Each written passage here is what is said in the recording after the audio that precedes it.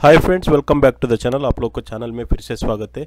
दोस्तों, आज कुछ स्टॉक का बारे में हम स्पेसिफिकली बात नहीं कर रहे हैं, बट ये जो श्रीलंकन इकोनॉमिक क्राइसिस अभी चल रहा है उसका बारे में आपके लिए जस्ट अपडेट्स है। आज का दिन में जो नया प्राइम मिनिस्टर है, नया appointed prime minister Wickremesinghe, उन्होंने एक स्टेटमेंट दिया हुआ है कि down to last day of petrol, मतलब एक कंट्री का जो रिजर्व है पेट्रोल, आज लास्ट दिन करके उन्होंने स्टेटमेंट दिया। सो व्हाट वेंट रॉन्ग, क्या गलत हो गया इधर? हमारा interest political point of view नहीं है, इकोनॉमिक क्राइसिस है। जो हम स्टॉक मार्केट में निवेश करते हैं, हमारा हार्ड अर्न मनी निवेश करते हैं, अगर एक कंट्री का इकोनॉमी अच्छा नहीं है, जो इकोनॉमिस्ट अच्छा नहीं है, जो गवर्नमेंट एफिशिएंटली नहीं चलाते, तो हमारा कुछ सेविंग्स भी कुछ काम नहीं आता है। जो हमारे जैसा बहुत लोग जो इन्वेस्ट करते हैं उनका भी शायद हालत अभी बुरा हो सकता है। तो जस्ट अगर आपको इसका बारे में पता नहीं है जो क्या क्राइसिस हो गया, तो हम जस्ट इसका बारे में देख लेते हैं ये वीडियो में। अगर हमारा चैनल को फर्स्ट टाइम विजिट किया तो सब्सक्राइब कीजिए और बेल बटन प्रेस कीजिए ताकि आपको लेटेस्ट नोटिफिकेशन मिलते रहे। तो जो अभी श्रीलंका का जो क्राइसिस चल रहा है कुछ नया नहीं है, ये बहुत लंबा समय से चल के आया, बट अभी सब दुनिया में उसका एक्सपोज हो रहा है। तो आज जैसा हमने बताया, पीएम विक्रम सिंघे जी ने बताया, at the moment we only have a petrol stock for a single day. तो the next couple of months will be the most difficult ones for our lives. जो आप जस्ट इमेजिन कीजिए, आपका पास बहुत पैसा भी रहेगा, कुछ भी रहेगा, बट जो कंट्री का पास पेट्रोल आज एक दिन का पेट्रोल है, अगर कल का दिन से आपको कुछ फ्यूल नहीं मिलता है तो कैसा सिचुएशन रहेगा और कैसा फ्रस्ट्रेटेड सिचुएशन हो सकता है। तो ये क्यों ये सिचुएशन आ गया? जो अच्छा खासा चल रहा था कंट्री, तो अचानक इसमें क्यों ये क्राइसिस आ गया? तो जो भी क्राइसिस होता है कुछ ओवरनाइट होता है, बहुत लॉन्ग टाइम से होता है। तो क्या गलत हो गया इसका बारे में जस्ट देख लेते हैं। अगर आप बहुत सारा अभी न्यूज़ चैनल्स में इसका बारे में अपडेट्स है, अगर विकिपीडिया में जाके आप पढ़ते हैं तो आपको क्लियर आंसर मिल जाते हैं सब क्वेश्चंस के लिए। तो इधर मेनली 3 चीज़ें क्लासीफाई किया हुआ है। It all began with the government capital market borrowing back in 2007। So 2007 का टाइम का जो अभी का जो क्राइसिस है ये 2007 से लिंक है। जो गवर्नमेंट का डिसीजन था capital market borrowing back in 2000, which now accounts 38% of the country's foreign डेप्ट। मतलब जो उन्होंने तभी से जो बोरोइंग किया था वो अभी 38% ऑफ कंट्रीज फॉरेन डेप्ट का अकाउंटेबिलिटी होता है। तो आउट ऑफ 38% जो 10% सिर्फ चाइना से इन्होंने बोरो किया हुआ है। तो ये एक मेन रीज़न था।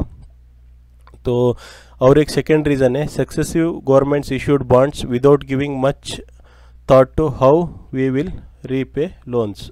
जो उन्होंने गवर्नमेंट ने बॉन्ड्स इशू किया, जो भी अभी गवर्नमेंट को पैसा चाहिए तो गवर्नमेंट बॉन्ड्स इशू करता है और पैसा लेता है। जो अभी आप बॉन्ड्स में निवेश करते हैं तो आपको इसका बारे में आइडिया रहेगा बॉन्ड्स का बारे में। तो गवर्नमेंट ने बॉन्ड्स इशू किया था, बट इसका हाउ वी विल रीपे, मतलब वो बॉन्ड्स को जो कैसा रीपे करना है उसका उनका जो प्लान्स नहीं था, लॉन्ग टर्म का विजन नहीं था। तो ये एक रीज़न है।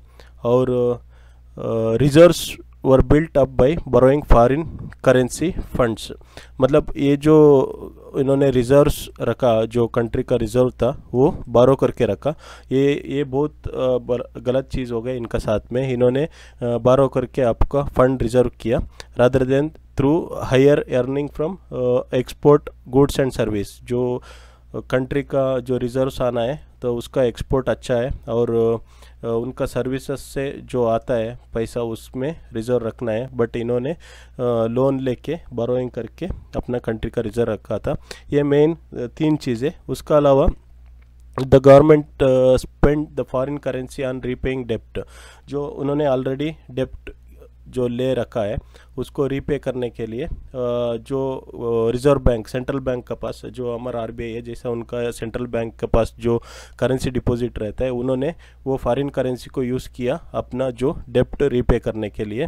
तो ये रुपी, श्रीलंकन रुपी को डिप्रिसिएशन में और प्रेशर में लेके आया। इसका वजह से अगेंस्ट डॉलर ये वीक होते गया। तो उसका अलावा उनका पास there is not much foreign currency left in the economy to do the things like import food which has led inflation spiral to double digits. तो एक चीज़ है, ये फर्स्ट इन्होंने डेप्ट लिया, जो डेप्ट रीपे करने के लिए फिर से लोन लिया।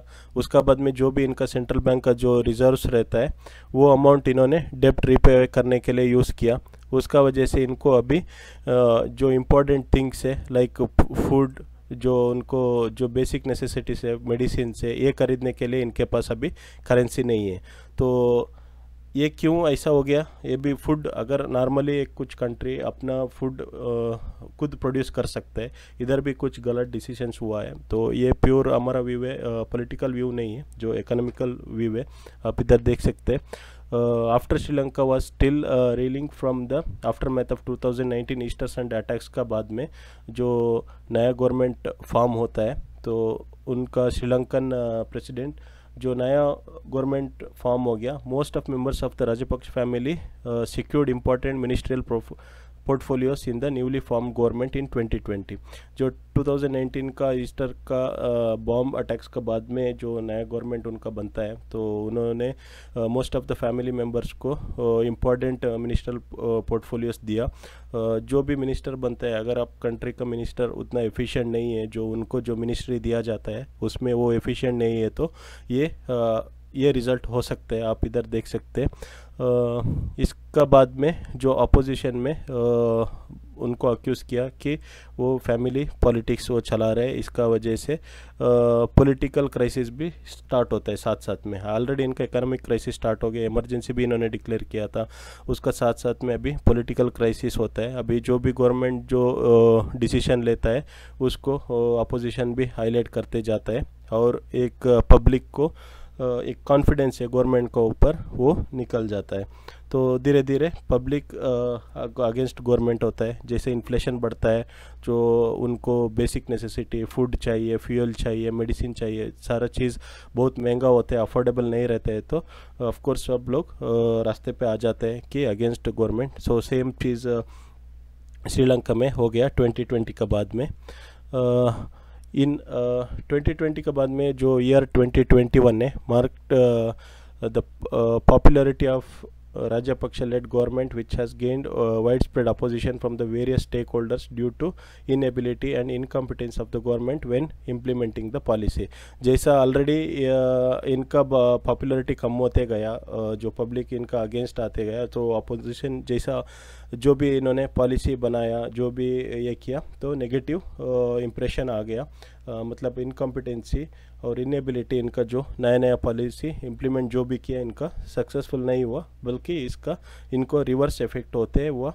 तो इसका बारे में अगर आप एक एग्जांपल देखते हैं, तो government credited for its successful handling of first wave of pandemic का इन्होंने अच्छे से हैंडल किया था, बट फिर भी मिस इन्फॉर्मेशन अबाउट वैक्सीनेशन, जो वैक्सीन का बारे में इनका जो नेगेटिव कमेंट्स आ गया, पॉपुलरिटी डाउन करने के लिए government begin demonising from 2021 due to poor handling of the country economy. जो इनका जो टूरिज़्म है वो कम, टूरिज़्म में नेगेटिव इम्पैक्ट हो गया। जो पैंडमिक को कंट्रोल करने का इधर भी इनको प्रॉब्लम्स आ गया। जो ऑलरेडी एग्जिस्टिंग इकोनॉमिक क्राइसिस को पॉलिटिकल क्राइसिस भी ऐड होते गया, तो और भी कंट्री का सिचुएशन वर्स्ट होते गया। तो उसका बाद में इनका एक एजेंडा था जो गवर्नमेंट का, go intended to make Sri Lanka the first country in the world to follow 100% organic farming. तो इनको एक एम था कि श्रीलंका को 100% ऑर्गेनिक फार्मिंग का कंट्री बनाने के लिए, दुनिया में सबसे पहले होने के लिए इन्होंने स्टेप्स लिया था। बट इन्होंने ड्रास्टिकली एक डिसीजन ले लिया। The chemical fertiliser ban turned out the be costly as harvest was severely hampered, triggering acute food shortage throughout the country. तो 100% ऑर्गेनिक फार्मिंग करने के लिए इन्होंने केमिकल फर्टिलाइज़र को बैन लगा दिया। तो उसका वजह से इमीडिएट इफेक्ट इनको हो गया. The impact of the sudden chemical fertiliser ban was felt with the purchasing behaviour of public as Sri Lanka witness lengthy queues to buy important essential food items and other stuff including sugar, milk powder, kerosene oil and cooking gas. जो fertiliser का ban हो गया तो इनका पास अभी ये fully capable नहीं थे ऑर्गेनिक जो वेजिटेबल्स ऑर्गेनिक फार्मिंग करने के लिए. तो ऑल ऑफ सडन बैन होने का वजह से अभी इनको पैनिक सिचुएशन क्रिएट होता है. उसका बाद में पब्लिक क्यू में लगता है. अपना जो महंगा होने का वजह से जो भी एसेंशियल थिंग्स चाहिए, जो डेली नीड्स है, शुगर है, मिल्क है, इसके लिए इनको क्यू में आना पड़ता है. तो इधर स्लोली पब्लिक अपना इंटरेस्ट मतलब अपना पेशेंस को बैठता है कि ऑलरेडी आपको इन्फ्लेशन बढ़ रहा है और आपको डेली फूड और बेसिक चीज़ें चाहिए, वो भी आपको लेने के लिए उनको अभी बहुत लंबा लाइन में खड़ा रह के वेट करके वो भी उनको अवेलेबल नहीं है. तो उसका बाद में सितंबर 2021 में गवर्नमेंट इकोनॉमिक इमरजेंसी को डिक्लेयर करता है as the situation were further aggravated by the falling national currency exchange rate, inflation rising as result high food price and pandemic restrictions in tourism which further decrease the country's income. जो श्रीलंका का जो भी ये income है, आधा उनका income जो tourism से आता है वो पैंडमिक का वजह से इम्पैक्ट हो गया था. उसका साथ साथ में जो इन्होंने फर्टिलाइज़र का बैन लगाया सो इन्फ्लेशन बढ़ गया. तो ये फूड प्राइस में बहुत हाइक आ गया जो अफोर्डेबल नहीं था. तो इसका साथ साथ जो इनका बॉन्ड्स है उसमें श्रीलंकन डेब्ट slumps to record loss uncertainty triggers. आप इधर देख सकते हैं इनका जो बॉन्ड्स है ये क्रैश होते गया. इधर से इनका और प्रेशर में आ गया. The government invoked emergency regulation to control prices of essential food items. उसका बाद में नवंबर 2021 Sri Lanka abandoned its plan to become the world's first organic farming nation. जो उनका जो प्लान था उन्होंने इसको गिव अप कर दिया नवंबर 2021 में. इन्होंने जो सडन डिसीजन लिया था उसका बाद में जो भी इम्पैक्ट्स हो गया, तो उसका बाद में जो स्ट्रॉन्ग अपोजिशन हो गया, उनका पॉपुलरिटी कम होते गया. तो उसका बाद में इन्होंने अपना जो डिसीजन को छोड़ दिया. तो बट ऑलरेडी जो नेगेटिव इम्पैक्ट स्टार्ट हो गया था, raising food prices and weeks of protest against the plan. तो इसका अलावा और भी कुछ इनका दूसरा भी इश्यूज है जो पॉलिटिकली रिलेटेड है. जैसा पॉलिटिकल मिनिस्टर से उन्होंने उगांडा में अपना इन्वेस्टमेंट करके रखा है, अपना पैसा कंट्री से बाहर लेके गया करके कुछ है. और जैसा अलग अलग पॉलिटिकल इश्यूज है वो चीज़ें हम इधर नहीं देखते. बट एक कंट्री का इकोनॉमी कितना इम्पोर्टेंट होता है, अगर हम अच्छे से निवेश करते हैं, हम हार्ड अर्न मनी सेव करते हैं, अगर आपका कंट्री एफिशिएंट नहीं है, आपका कंट्री का मिनिस्ट्री एफिशिएंट नहीं है, तो ऐसा वाला सिचुएशन हो सकते हैं. ये जस्ट एजुकेशनल पर्पस के लिए ये वीडियो बनाया. आप खुद का एनालिसिस भी करके इसका बारे में ज़्यादा से डिटेल देख सकते हैं. तो उसके अलावा अभी इंडिया से भी इनको सपोर्ट मिल रहा है. जो आज का इनका प्राइम मिनिस्टर का स्टेटमेंट है, 2 shipments of petrol and 2 of diesel using an Indian credit line could provide relief in country next few days, but the country is also facing shortage of 14 essential medicine. India से इनको अभी support भी मिल रहा है. जो neighbouring countries में जो ये सिचुएशन होता है तो दूसरे कंट्रीज भी शायद इनका सपोर्ट में आ जाता है. बट जो कंट्री का इकोनॉमी अभी बुरा तरीके से फंस गया, तो इसका जो बैड डिसीजन है, पुअर गवर्नेंस है, इसका वजह से होता है. तो ये जस्ट एजुकेशनल वीडियो था. अगर आपको वीडियो अच्छा लगा तो लाइक कीजिए, कमेंट कीजिए. फर्स्ट टाइम चैनल को विजिट किया तो सब्सक्राइब कीजिए. टेक केयर दोस्तों, बाय बाय.